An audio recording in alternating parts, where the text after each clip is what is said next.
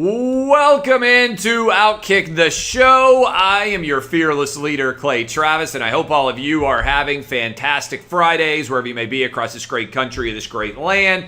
Coming to you a little bit early today. I got to go pick up my kids at school here in the near future, but I want to let you know that I hope you're going to have fantastic weekends. I'm headed down to Florida. I'll be down on the Gulf Coast for the weekend, then I'll be back. I encourage you to go listen to the Clay and Buck Show. I want to thank you guys, by the way, right off the top here for the support that you have shown already for our brand new radio show.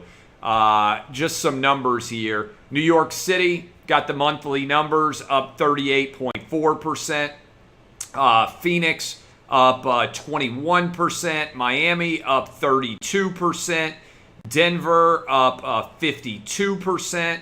20% in Denver, 52% San Antonio, 20% in Salt Lake City.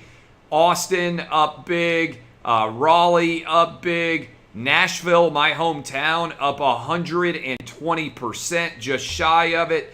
Up big in Norfolk, Milwaukee, Greensboro, Houston, LA, all these different, Austin, if I didn't mention them, all these different cities, Raleigh, Phoenix, all these different cities. We appreciate all of you for supporting our show. The new radio show is just a couple of months old, and we just got all those numbers. That's the press release that they put out on the increase in radio viewership. We're having a good time. And I just want to thank you all for supporting the Clay Travis and Buck Sexton Show. If you're not already listening, go subscribe to the podcast. Also, even if you're not subscribed to the podcast, I'd encourage you to go listen to the second hour of today's show with Alex Berenson discussing some of the details coming out of Israel, which I'm going to get to in a moment. But first, a couple of big stories. Field of Dreams. How awesome was that game between the White Sox and the Yankees last night? Props to Fox, Major League Baseball, the Yankees, the White Sox, Iowa, everybody who made that reality happen. 1989, Field of Dreams came out. Kevin Costner, Yellowstone's own Kevin Costner. Absolutely spectacular movie back in 1989.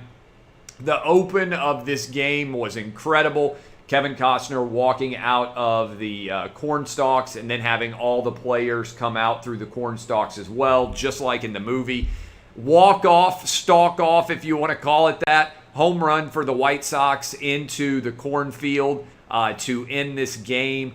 It was just a riveting, incredible, phenomenal experience, and I hope that a lot of you had the opportunity to watch it. It's going to be the highest rated Major League Baseball game in a couple of decades maybe before all is said and done. Just an incredible, really cool event. And it raised a question. A lot of you fired away with your suggestions at Clay Travis on Twitter, asking, hey, what would make sense going forward in terms of the data? I love the idea with the NFL going to a 17th game. I know there's a lot of preseason NFL games that are underway. I like the idea of a 17th game all at neutral sites. Put them in states and cities where people would not otherwise be able to watch an NFL game, play them in college stadiums, college towns. I think that's a really cool idea. I like the idea of a game for the NBA at Rucker Park in New York City. I think the outdoor court, that would be a lot of fun to watch. All of these discussions, I think. You have the outdoor game for hockey. Now you have the Field of Dreams game for baseball. I just think it would be really cool to get that set up in some form or fashion. Big news. So that's positive news. Major League Baseball Field of Dreams. Loved everything about it. I know you guys did as well. Deshaun Watson, according to a report that just came out, and I'm going to read it to you as I scroll through and check it out. This is a report from out of Houston. Mark Berman, who, let me go ahead and tell you who he is. He is a sports director at Fox in Houston. According to sources with knowledge of the situation, there is a Harris County, that is Houston, grand jury investigation being used to determine if there is sufficient evidence to bring criminal charges against Texans quarterback Deshaun Watson, stemming from the 22 civil lawsuits filed against him. Remember that there have been, so far, reports that 10 additional women, some of the overlapping civil women, 24 different women total, 22 in civil, 10 in the criminal case, including 2 in the criminal case who have in no way actually spoken otherwise in these lawsuits. According to sources, the statement to Fox 26 down in Houston from the Harris County DA's office was, in the interest of fairness to all parties in any potential matter, we don't comment until and if there's a criminal charge. So Deshaun Watson, who has been showing up some of the time for the Texans preseason camp, a grand jury has been impaneled to examine criminal charges in that case. Afghanistan is collapsing as we speak. Kabul may be about to fall, the capital of Afghanistan. We haven't even pulled all of our troops out of Afghanistan yet, but we're already having to send 3,000 troops back into the country in order to try and protect the people in the embassy there.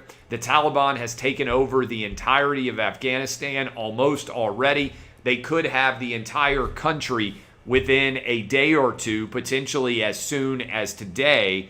This is one of many disasters going on right now for Joe Biden. I'm going to talk about the vaccine in a moment, but it's not going well with COVID. The border is a sieve. Anybody can come across who wants to. The biggest border crossings in 20 years. The economy has the highest inflation total in decades. We have the highest murder rates in many of your lives. Joe Biden now losing all of Afghanistan. The Biden administration in the first 6 months is, it's fair to say, an unmitigated disaster. This is a mess of epic proportions. Everything is going wrong, and I don't know how it's going to get rectified. Unfortunately, I think things are going to get worse before they get better. Speaking of getting worse before they get better, I encourage you to go listen to Alex Berenson on our radio program in the second hour.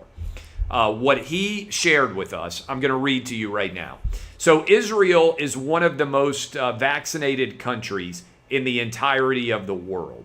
And right now, Israel is setting records for the number of people that are hospitalized with COVID. Right now, there are 451 people seriously ill with COVID who are hospitalized. 266 of those people are fully vaccinated, representing right at 60% of those who are having serious issues. We don't know exactly what's going on with the vaccinations. We know that there are breakthrough cases, and I hope that Israel is an outlier and is not going to be reflective of what's going to happen in America going forward. But if Israel is reflective of what's going to happen in America going forward, then the number of people that are vaccinated is not going to matter in a big way, because there are so many people that are still testing positive even post-vaccination. In other words, despite what you're being told by many people in the media and in the government, we can't vaccinate our way away from COVID existing. I still believe the best possible protection you can have is natural immunity. I had COVID already. I've got natural immunity. I think that we're going to have a lot more people get natural immunity than we are going to have get the vaccine in order to reach a point where hospitals are not being overloaded with vaccinated people as well. In other words, we were sold the idea that vaccines were a panacea, that they were a cure-all, and initially they did appear to be providing a substantial amount of protection.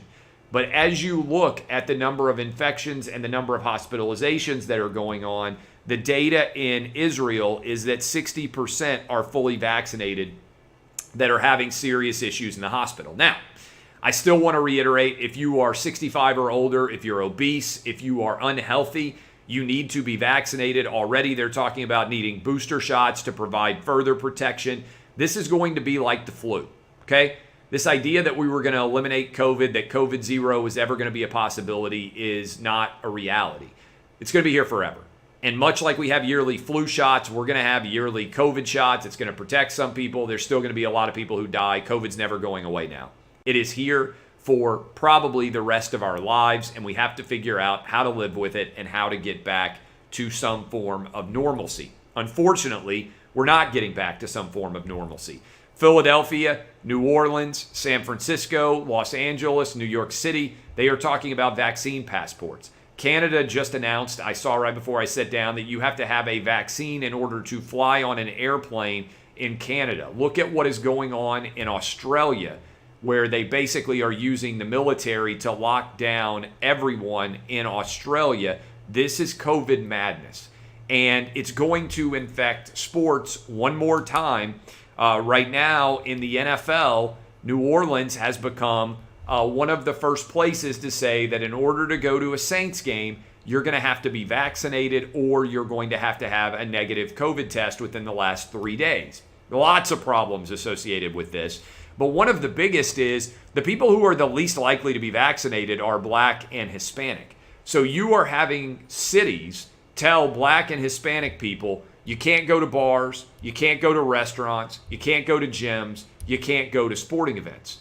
This is a monumentally massive deal that is playing out, and unfortunately, COVID madness is spreading. Initially, it was just New York. Now it is LA, San Francisco, New Orleans, Philadelphia. These vaccine mandates, again, people are behind the data. They're selling you the idea that if everybody was vaccinated in the United States, COVID would no longer be an issue. That's just not true.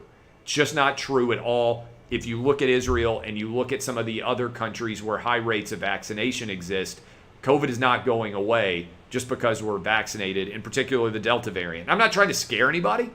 I'm just telling you what the facts and the data show and telling you that we're going to have to learn to live with the dangers from COVID.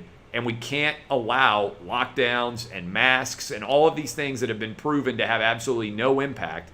We can't allow them to return in our country again. We just have to power through, like everyone who laid out the Great Barrington Declaration argued last year. All right.